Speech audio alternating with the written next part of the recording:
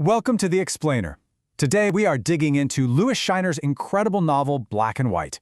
It's a story that literally unearths a decades-old murder by digging into the foundations of a city, and in doing so, it uncovers the painful secrets of a family and of a nation.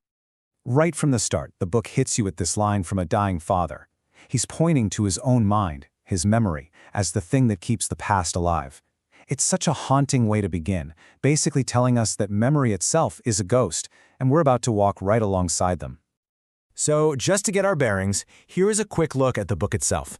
Black and White isn't just one thing, you know? It's this amazing blend of literary fiction, a deep dive into history, and a gripping mystery, all wrapped around one man's personal quest for the truth. Okay, so here's how we're going to break this all down. We'll follow the story from a shocking deathbed confession all the way to a powerful final reckoning. Every story like this needs a catalyst, and this one begins with something a lot of us can relate to: a son making a reluctant trip back home, a trip that is about to completely unravel everything he thought he knew about his family and himself. So let's meet our main guy, Michael Cooper. He's a successful comic book artist, someone who literally creates fictional worlds for a living.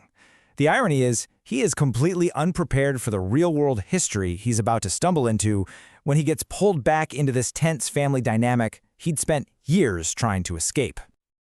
And then, boom, this is the moment that lights the fuse. With his last breaths, Michael's father drops a bombshell. He was connected to a murder. And with that one sentence, Michael's entire world just shatters, pulling him into a past he didn't even know existed. That one confession kicks off the central mystery of the whole book. A crime that's been buried not just by time, but, well, literally by tons of concrete. The whole investigation toggles between two timelines.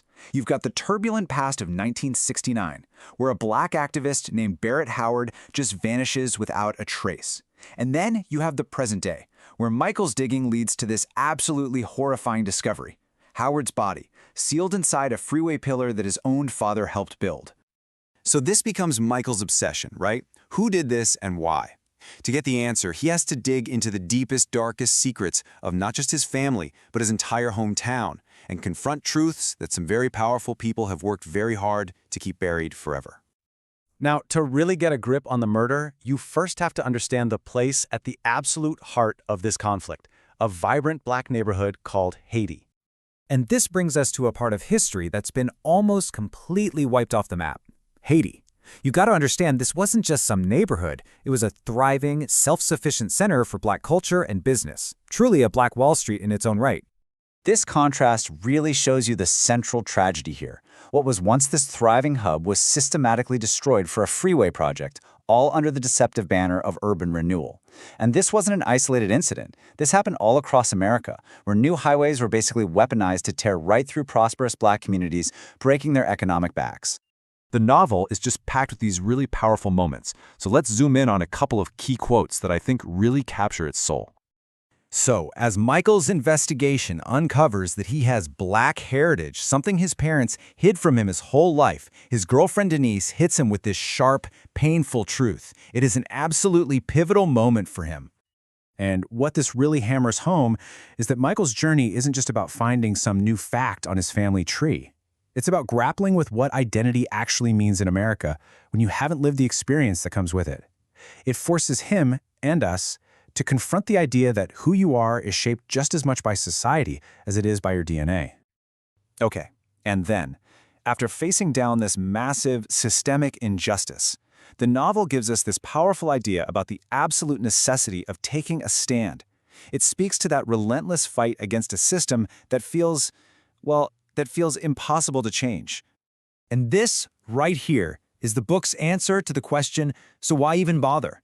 It's a profound statement on why people keep fighting, even when the odds are stacked against them. It's not about winning. It's about the moral necessity of the fight itself. So how does this all tie together in the end? Let's take a look at the book's final, really powerful takeaways. The novel really leaves us with these critical lessons. It shows us that the past isn't dead, not even close. Its injustices echo in our present. It argues that facing these uncomfortable truths isn't optional. It's absolutely essential if we ever want any kind of real healing, personally or as a society. All right, so after all that, what's our final take on this incredibly dense and moving novel? We are giving Black and White a 9 out of 10. It is a masterful book because it just works on so many levels. It's a gripping mystery, it's sharp social commentary, and it's a deeply personal story about identity. It doesn't give you any easy answers, which I'll admit makes it a tough read sometimes, but an absolutely essential one.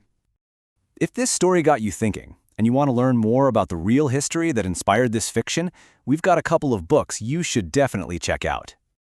For a nonfiction deep dive, these two are essential reads. And what's really cool is that the author, Louis Scheiner, actually credits both of these books in his afterword. They were crucial sources for his own research, so you know you're getting the real story. You know, stories like this are such a powerful reminder of the history that's buried all around us. To get more deep dives that unpack the stories shaping our world, make sure you follow, share, and subscribe. Thanks for watching.